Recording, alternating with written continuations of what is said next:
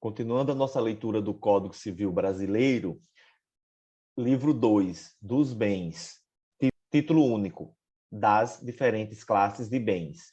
Capítulo 1, dos bens considerados em si mesmos, seção 1, dos bens imóveis. Artigo 79. São bens imóveis o solo e tudo quanto se lhe incorporar natural ou artificialmente. Artigo 80.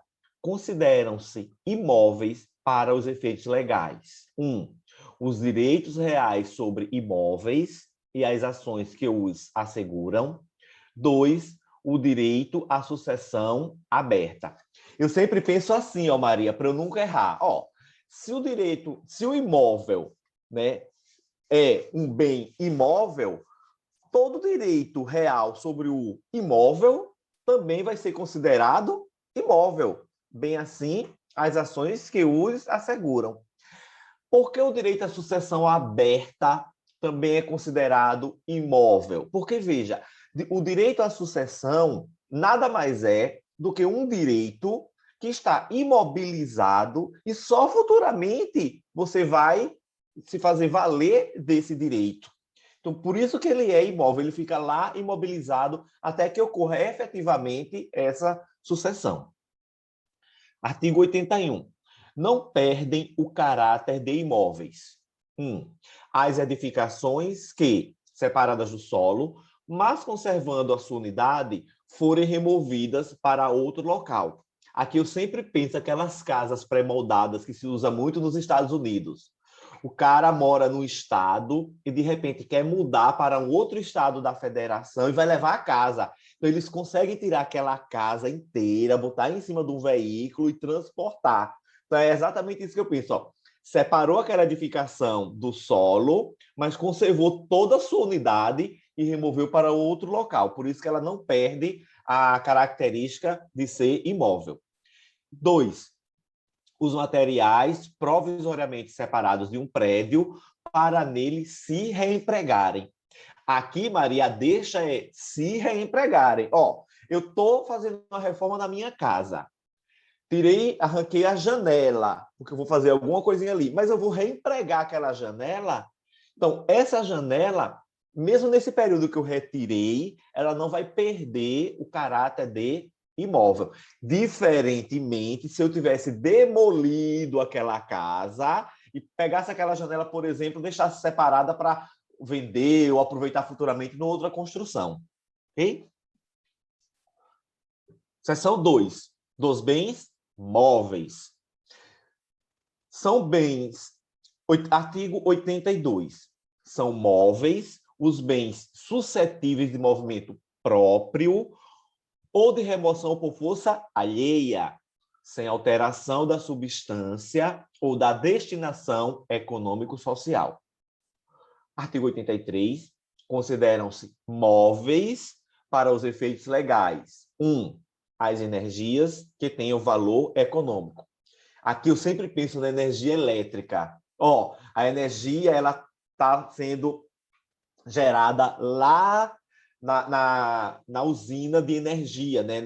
Que começa com a repressão começa com a água represada, que vai movimentar a turbina, mas aquela energia não vai se movimentar até chegar na nossa casa de consumidor para usarmos. Então eu penso assim, ó, a energia foi gerada lá, mas ela veio se movendo através da rede competente até o meu lar. Por isso que essa energia que tenha valor econômico é considerado bem móvel. 2. Os direitos reais sobre objetos móveis e as ações correspondentes. Aqui eu utilizo o mesmo raciocínio lá do imóvel. Se é direito real e ação correspondente sobre imóvel, será bem imóvel.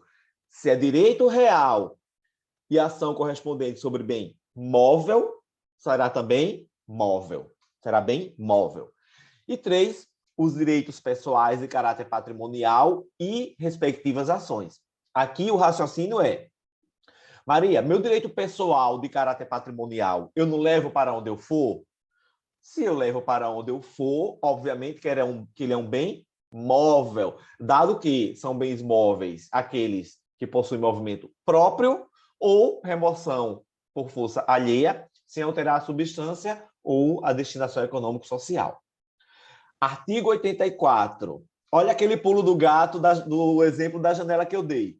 Artigo 84. Os materiais destinados a alguma construção, enquanto não forem empregados, conservam sua qualidade de móveis. Readquirem essa qualidade os provenientes da demolição de algum prédio, diferente daquele material que eu retirei para reempregar, por exemplo, numa reforma, que aí é imóvel. A diferença entre bem e patrimônio. Bem é utilidade material ou imaterial que se constitui em objeto de relação jurídica. Patrimônio é o complexo de relações obrigacionais e reais titularizados por uma pessoa e apreciáveis economicamente, abrangendo posições jurídicas ativas e passivas. E aí eu tenho uma questão aqui de 2009. Consideram-se móveis para os efeitos legais os direitos pessoais de caráter patrimonial e respectivas ações. Correto, conforme artigo 83. Seção 3. Dos bens fungíveis e consumíveis. Artigo 85. São fungíveis os móveis que podem substituir-se por outros da mesma espécie, qualidade e quantidade. Artigo 86. São consumíveis os bens móveis cujo uso importa a destruição imediata da própria substância, sendo também considerados tais os destinados à alienação. Aqui, Maria, duas coisas, uma coisa já importante e comum tanto aos bens fungíveis quanto consumíveis. Só podem ser fungíveis e consumíveis os bens móveis, ok? Pelo menos na dicção da lei, nos artigos 85 e 86, que dizem que ambos asseveram claramente. São bens fungíveis os móveis e são consumíveis os móveis. E aí, o que é fungível? Gente, fungível é um bem que eu posso trocar por outro da mesma espécie, qualidade e quantidade. Exemplo, um celular. Eu tenho um celular da marca X, modelo X, na cor X. Posso muito bem trocar esse celular por outro de mesma marca, da mesma espécie, qualidade e quantidade. Por isso que ele é fungível. Essa fungibilidade, essa possibilidade de troca, essa possibilidade de substituição. E consumível? É só a gente pensar num biscoito. Ó, é consumível, bem móvel, cujo uso importa a destruição imediata da própria substância, sendo também considerados tais os destinados à alienação. Exemplo, uma bermuda que eu vou comprar, eu pego essa bermuda na minha casa, a priori, ela não é um bem consumível. Por quê? Porque o uso não vai importar a destruição dela, né? Eu vou usar uma vez, duas vezes, três vezes, quatro. Agora, enquanto essa bermuda está lá na vitrine da loja, para eu comprar ou qualquer pessoa comprar, ele é considerado um bem consumível, porque ele está ali destinado à alienação. Seção 4. Dos bens divisíveis. Bens divisíveis são os que podem se fracionar sem alteração na substância, diminuição considerável de valor ou prejuízo do uso a que se destinam. Artigo 88. Os bens naturalmente divisíveis podem tornar-se indivisíveis por determinação de lei ou por vontade das partes. Aqui é bem tranquilo também o que é que eu posso dividir, né, Maria? De bem divisível. Exemplo, dinheiro. Eu posso pegar R$ 50 em 5 notas de R$ 10 e dividir e dar a Maria R$ 10, dar ao José R$ 10, dar ao Antônio R$ 10. Por isso que é um bem divisível. Agora, tem que observar se essa alteração diminuiu consideravelmente o valor ou o prejuízo do uso a que se destina. Por exemplo, eu tenho um relógio. Não tem como eu arrancar a braceleta do relógio, ou melhor, aquela parte da máquina do relógio. Não tem como eu tirar o ponteiro e dar a Maria, o outro ponteiro dar a João. Por quê? Porque ou vai haver a diminuição considerável do valor, ou vai haver o mais grave, prejuízo do uso a que se destinam. Por isso que esse relógio é considerado um bem indivisível. E essa questão do artigo 88, eu tinha muita dúvida de compreender quando eu era universitário, que eu dizia, mas como é que um bem é naturalmente divisível e pode se tornar indivisível? Gente, é simples, é só você, por vontade das partes ou da própria lei, dizer que aquele celular ou aquele objeto específico em que pese ter a natureza originária de bem divisível, não poderá ser dividido. Ele só poderá ser objeto, por exemplo, de alienação, de doação, de permuta em sua integralidade. Ok? Seção 5. Dos bens singulares e coletivos.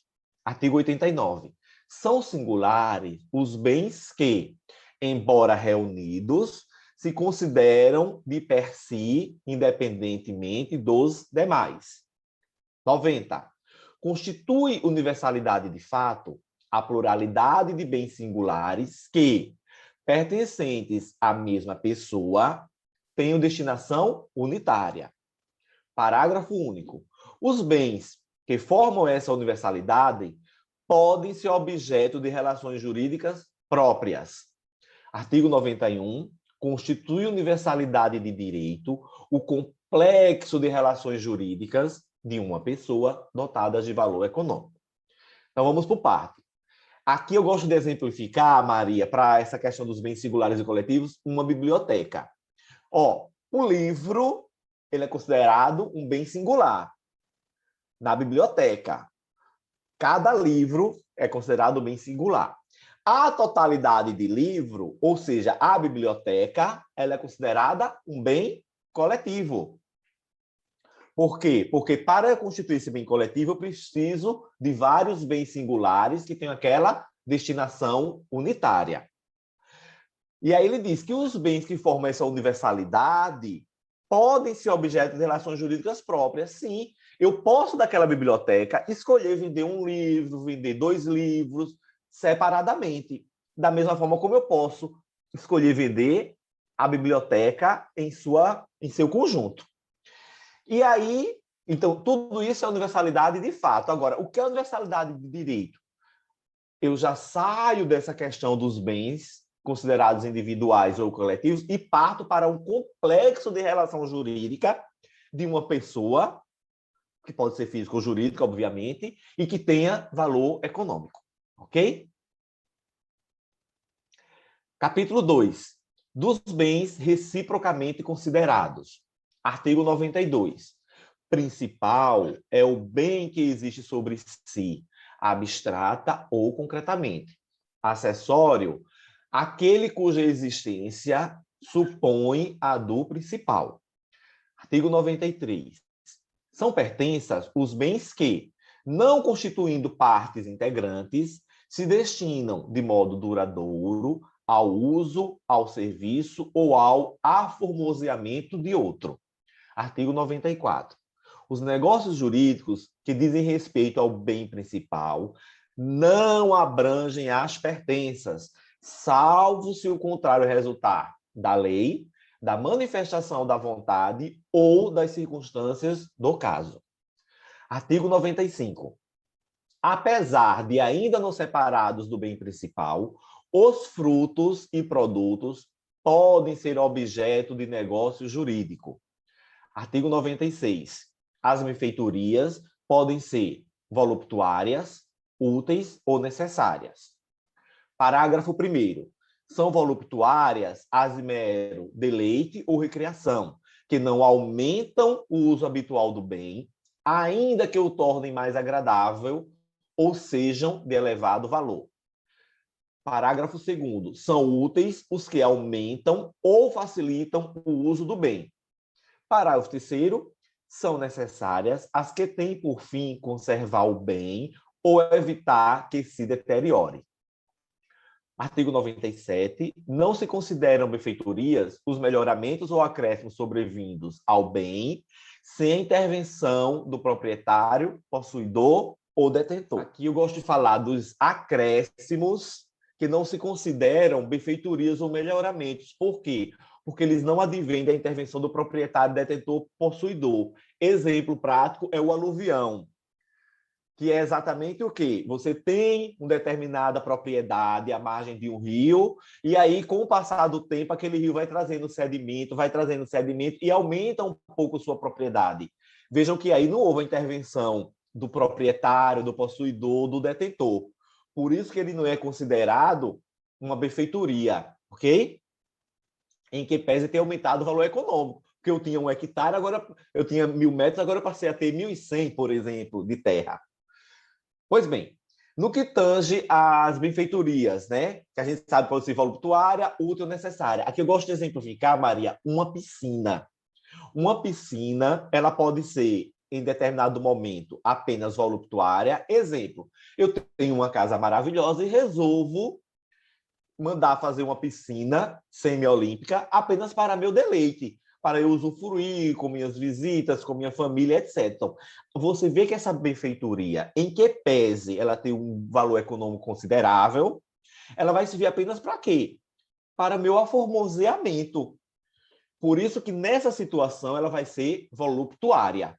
Agora, vamos pensar, se eu pego essa minha casa, transformo ela numa clínica de fisioterapia e nela, essa mesma piscina eu vou utilizar para dar aula aos meus pacientes, para reabilitação, para hidroginástica. Opa, eu passei a mesma piscina de uma benfeitoria útil para uma benfeitoria, perdão, de uma benfeitoria voluptuária para meu único deleite, a ter a função de uma benfeitoria útil.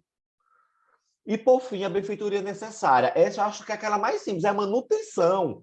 Por exemplo, a mesma piscina, eu vou ter que estar sempre cuidando da piscina no que toca a bomba d'água, no que toca aos azulejos, no que toca à conservação da limpeza. Trazendo isso, como essa piscina é um bem imóvel, né? Essa piscina, a benfeitoria que eu estou fazendo nessa situação de manutenção do bem é uma benfeitoria necessária. Então, eu sempre associei voluptuária voluntária, né? Algo assim que não precisa, mas decorre da vontade. E aí a gente vai para o 94, que ele diz, ó, os negócios jurídicos que dizem respeito. Primeiro eu tenho que saber o que é bem principal, o que é acessório e o que é pertença. Bem principal, vamos pensar no veículo. O carro em si é um bem principal. O som que eu ponho no carro, ele passa a ser o quê? Um acessório. Eu posso utilizar o carro sem aquele som. Por isso que, via de regra, o negócio pertinente ao bem principal não agrega o acessório e também a pertença. E o que é a pertença, Maria? A pertença também é um bem que não constitui o principal, mas ele ajuda na utilidade daquele bem. Da mesma forma, o negócio jurídico pertinente ao principal não diz respeito às pertenças, salvo se no próprio negócio haja manifestação da vontade da parte de sé, a circunstância do caso ou a própria lei. E no que tange aos frutos, que ele diz assim, ó, que os frutos podem ser objeto de negócio jurídico, mesmo que não separados. É só a gente pensar quantas e quantas safras não são vendidas às safras futuras. Pensa comigo, eu tenho um plantio de maçã. A maçã ainda está verde lá, não está na época da colheita, mas eu já posso negociá-la. Por isso que ele diz ó, que, apesar de não separados do bem principal, os frutos e produtos podem ser objeto do negócio jurídico.